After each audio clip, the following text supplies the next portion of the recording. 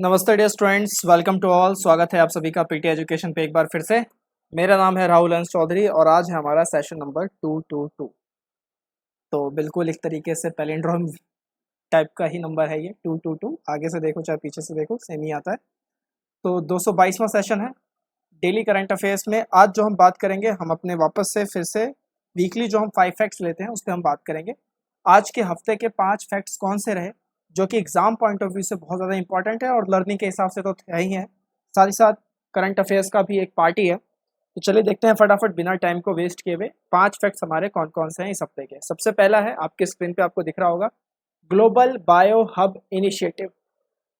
अब ये है क्या, ये आप ध्यान रखिएगा, ऐसे ही कुछ प्रश्न जो है परीक्षाओं में पूछे जाते हैं।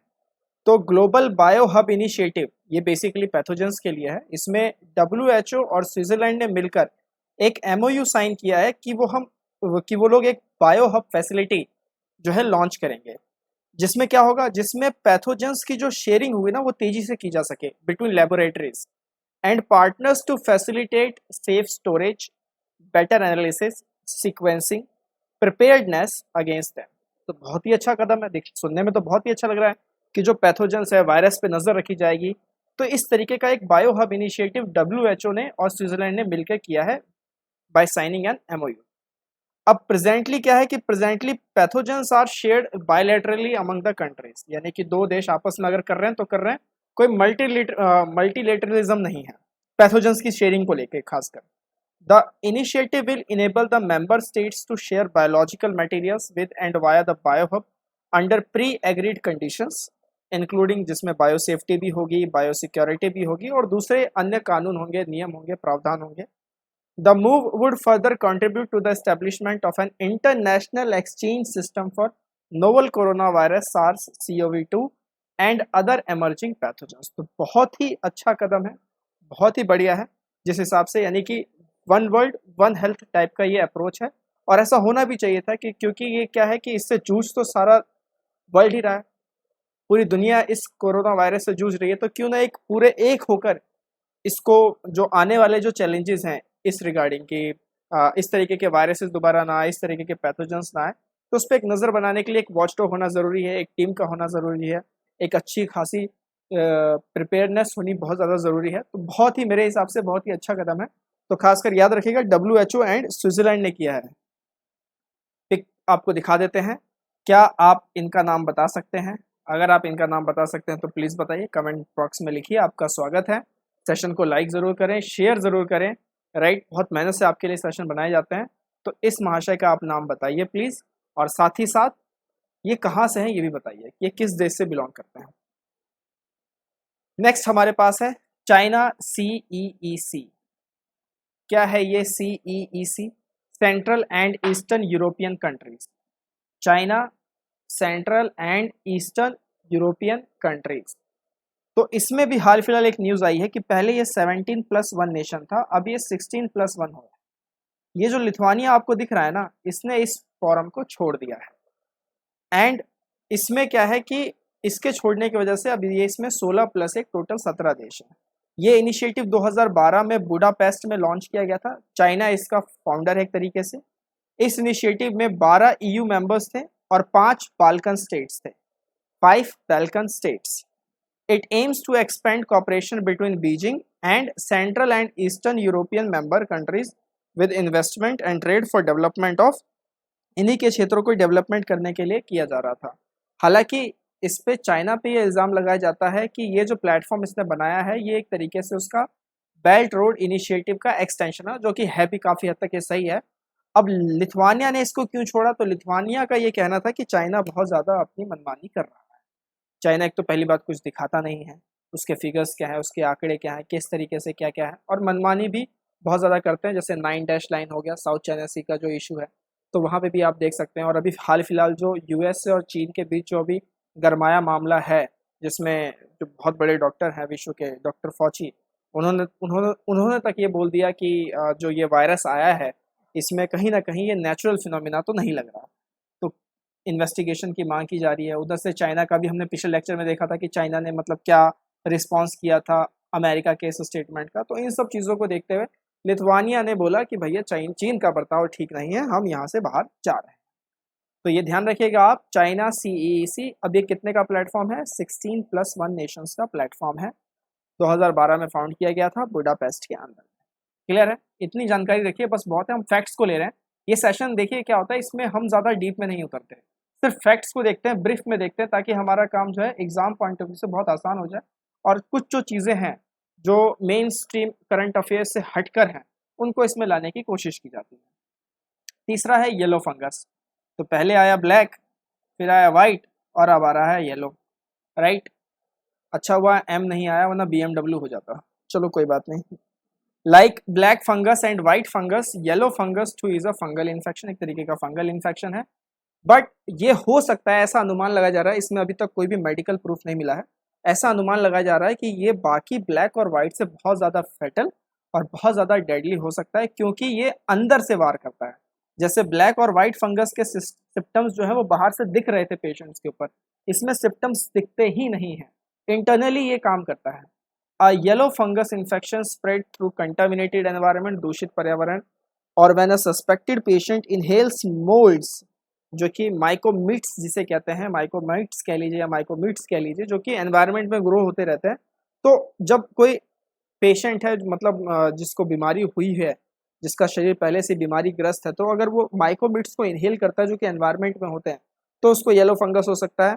लाइक ब्लैक फंगस, इसका भी ट्रीटमेंट बताया जा रहा है कि एम्फोटेरेसिन बी इंजेक्शन है, इसका नाम आप याद रखेगा, एम्फोटेरेसिन बी इंजेक्शन।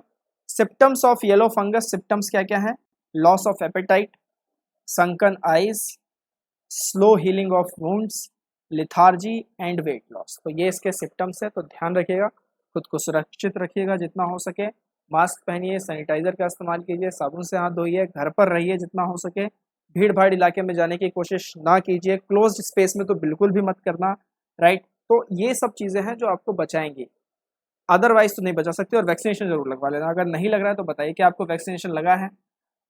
चलिए पूछ लेते हैं आप ही से, आप में से कितने को वैक्सीनेशन लग चुका है, ज़रूर अपने कमेंट बताइए, और आपका एक्सपीरियंस क्या था वैक्सीनेशन को लेके, ज़रूर बताइएगा।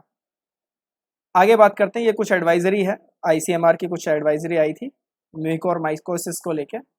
नेक्स्ट है हमारे पास वाइपर, ये रहा भैया वाइपर। ये क्या है VIPER, volatile investigating polar exploration rover. तो एक टाइप का रोवर है ये, नासा का पहला मोबाइल रोबोट, जिसे चंद्रमा पे भेजा जाएगा कब, 2023 के आखिरी में, in search of ice and other resources on and below the lunar surface. तो इस सरफेस के ऊपर या नीचे आइस है कि नहीं, या दूसरे अन्य रिसोर्सेज लाइक पानी वानी है कि नहीं, ये सब देखने के लिए और भी बहुत सारी चीज़ों के लिए ये रोवर भेजा जाएगा। It is a part of NASA's Artemis programme. ध्यान रखिएगा, इसको भी हमने अपने 5 फैक्ट्स के सीरीज में कवर अप किया हुआ है। आर्टेमिस प्रोग्राम क्या है, नासा का ही प्रोग्राम है, लूनर एक्सप्लोरेशन को लेकर है, तो ये ध्यान रखना है। VIPER runs on solar power and collect data that would help NASA map resources at the lunar south pole पे जो बना हुआ है नासा का map resource, that could one day be harvested for long term human exploration for the moon. तो ये बात तो तय है कि 2050-60 के बाद तो फिर मतलब स्पेस में फ्लाइट्स चला करेंगी, ऐसे आसार तो दिखने लगे हैं जो हैं। 2050-60 नसी तो 80 तक तो कंफर्म हो ही जाएगा। This is the classic example of how robotic science mission and human exploration go hand in hand.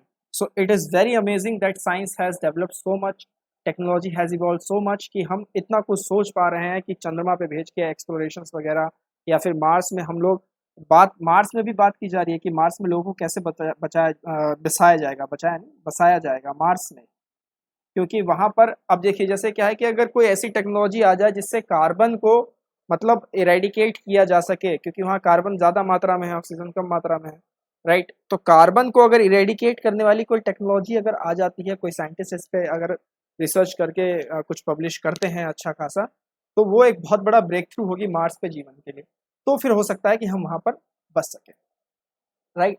तो ये कुछ है, ये ध्यान रखिएगा साइंस एंड टेक्नोलॉजी के हिसाब से, खासकर फुल फॉर्म मत भूलिएगा, volatile investigating polar exploration rover. तो ये आपको ध्यान रखना है, नासा का है, स्पेस एक्स का नहीं है, बहुत कंफ्यूजन होती है नासा और स्पेस एक्स में। लगे हाँ तो आज आपके लिए पहला सवाल कि स्पेस एक्स की फुल फॉर्म क्या है, चलिए बताइए स्पेस एक्स की फुल फॉर्म क्या है। दूसरा, इसके चेयरमैन कौन है, ये तो आप बता ही दोगे, आप लोगों के तो बहुत फेवरेट है।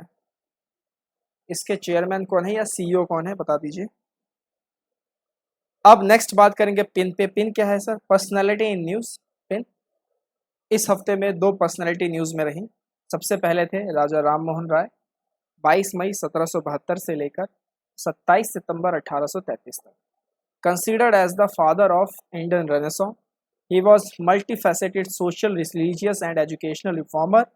इन्होंने सती प्रथा जैसी चीज़ों का विरोध किया, चाइल्ड मैरिज जैसी चीज़ों का विरोध किया, social divisions and for advocating education, इन सब चीज़ों पे भी बात की। जैसे सोशल डिविजन्स का भी विरोध किया एक तरीके से, और सोशल डिवीजन के अंदर में जो एजुकेशंस की जो लेयर बनी हुई थी उस वक्त में 1800 के दौर में, उस पर भी इन्होंने थोड़ी सी विरोध आपत्ति जताई।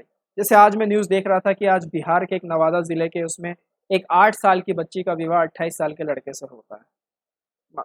मतलब isn't it sound very amazing कि 2021 में हम हैं और ऐसी चीज़ें चल रही हैं कि 8 साल की एक लड़की, उसकी शादी 28 साल के एक लड़के से हो रही है। चलो ठीक है, लड़की का तो समझ में आता है, वो लड़का कैसा है।